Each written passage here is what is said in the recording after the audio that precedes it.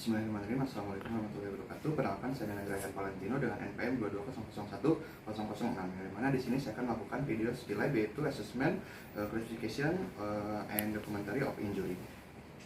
Baik, di sini saya menyiapkan beberapa alat, yaitu ada hand gloves untuk melindungi tangan dari terkenanya infeksi dari luar, dan ada NaCl untuk membersihkan luka, ada penggaris untuk mengukur, dan ada on assessment untuk melengkapi data-data yang akan nanti diisi. Bismillahirrahmanirrahim. Assalamualaikum warahmatullahi wabarakatuh, Pak.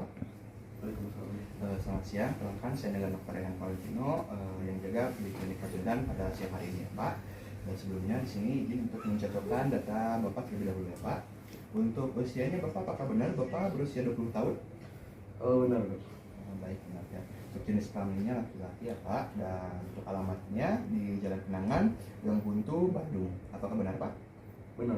Baik, Bapak, untuk datanya telah selesai dan benar, ya, Pak, semuanya. Bapak memiliki keluhan apa, ya, Pak? Ada luka di bahu kiri. Oh, di bahu kiri, Pak. Boleh lihat terlebih dahulu, ya.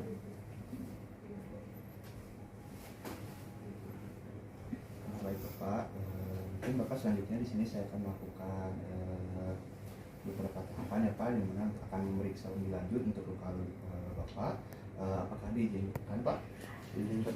Baik, Bapak, alhamdulillah bila Bapak mengizinkan, mungkin di sini saya akan bersiap-siap terlebih dahulu, ya, Pak. Mungkin sekian dari saya. Terima kasih, Pak. Sama-sama, Dok.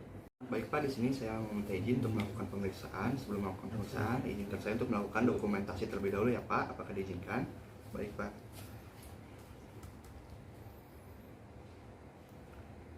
Baik, untuk dokumentasi telah selesai.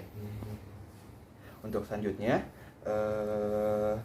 yaitu untuk lokasinya di mana, nanti semua luka harus dijelaskan mengenai jarak dari garis tengah tengah tubuh atau daerah terkait luka yang akan dinilai, dan kepala atau tumit atau penanda anatomi lainnya, dan harus dilengkapi dengan koordinat X dan Y. Dan untuk wilayah, jarak pengukuran anatomis dari landmark. Nah, untuk selanjutnya, luka atau cedera misalnya seperti abrasi, memar, dan laserisasi dan lain-lain. Nah, untuk selanjutnya yaitu yang dimana nanti akan membentuk lukanya. Mungkin itu bisa saja lukanya itu bentuknya linear, belang-belang, tidak teratur, berbentuk L, V, T, dan lain-lain. Nah, untuk ukuran kita akan menggunakan nilai matriks, yang dimana nanti untuk laserasinya pengukuran harus dijelaskan dalam 3 dimensi, 2 di permukaan, panjang dan lebarnya, dan 1 untuk kedalamannya. Untuk orang hidup, kedalaman luka terbuka dapat diukur dengan memperkirakan jenis jaringan, dasar luka, dan lokasi lukanya. Dan untuk orang hidup dengan anestesi atau orang mati, kedalaman luka bisa diukur dengan penggaris. Untuk semua luka kecuali luka terbuka, pengukuran harus dijelaskan dalam 2 dimensi. Nah, untuk selanjutnya itu untuk warnanya, yang mana untuk warna berdasarkan apa yang saya lihat untuk menentukan durasi atau waktu cederanya. Dan untuk orientasi, di mana untuk orientasi luka seperti melintang, membujur, atau miring dapat dijelaskan. Dan untuk nyeri, kelembutan, yang dimana itu digunakan untuk tingkat keparahan dan waktunya. Selanjutnya yaitu dimana tingkat keparahan cederanya. Nah, selanjutnya deskripsi atau karakteristik lainnya seperti tepi, untuk tepi tidak beraturan atau teratur. Untuk marginnya, dimana marginnya bisa saja terkelupas, dan untuk ujung tajam atau tumpul, atau disebut juga sudut. Nah, untuk menentukan pisau bermata 1 ataupun 2.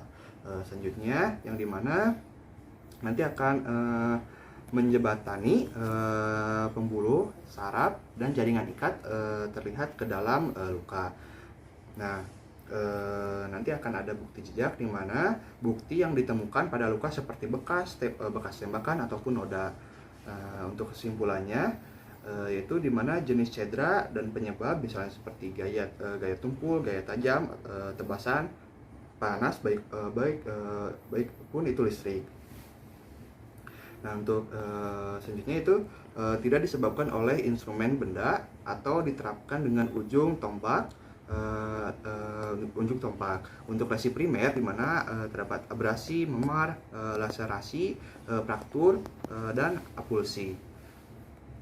Nah, di mana untuk selanjutnya itu akan di mana disebabkan oleh benda dengan ujung yang tajam ataupun peralatan yang tajam.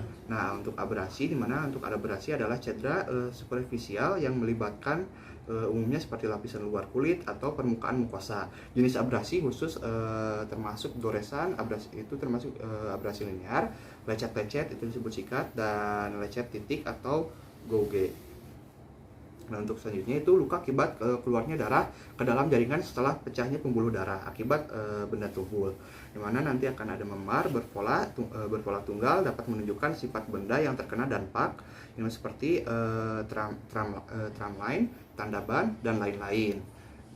Untuk selanjutnya itu untuk laserasi adalah luka akibat robek, pecah, atau hancurnya jaringan oleh benda tumpul. Nah, untuk selanjutnya itu untuk luka insisi disebabkan oleh instrumen tepi tajam yang kira-kiranya sejajar atau bersinggungan dengan permukaan yang terluka. Nah, untuk yang selanjutnya itu luka tusuk. Yang untuk luka tusuk ini disebabkan oleh alat runcing yang berujung lebih tegak lurus terhadap permukaan lukanya. Nah, untuk selanjutnya yaitu nanti setelah saya melakukan pemeriksaan akan membuat laporan mediko-legalnya. Baik, di sini untuk lokasinya itu berada di bahu kanan, terdapat luka jenis cedera laserasi atau sobek pada bagian sikut kanan bawah tangan kanan dengan luka berjarak 9 cm. Di sini word injury-nya itu laceration atau sobek. Untuk shape-nya itu jenisnya itu reguler, dan untuk ukurannya itu 3 dimensi, di mana untuk panjangnya itu 16 cm, tingginya 8 cm, dan untuk kedalamannya yaitu 6 cm. Dan untuk warnanya itu erythema atau kemerahan, dan orientasinya itu transfer dan vein and tendinous disertai dengan rasa nyeri tekan, dan yang lainnya itu batasnya tegas, tepi lukanya tidak rata, terdapat ujung yang tajam, dan terlihat jaringan ikat di dalam lukanya. Nah, untuk kesimpulannya, untuk jenis luka laserasi atau sobek yang disebabkan oleh sayatan benda tajam. Baik, alhamdulillah untuk skill lab hari ini telah selesai. Mungkin sekian dari saya. Mohon maaf bila ada kesalahan. Wabillahi taufiq wal hidayah. Assalamualaikum warahmatullahi wabarakatuh.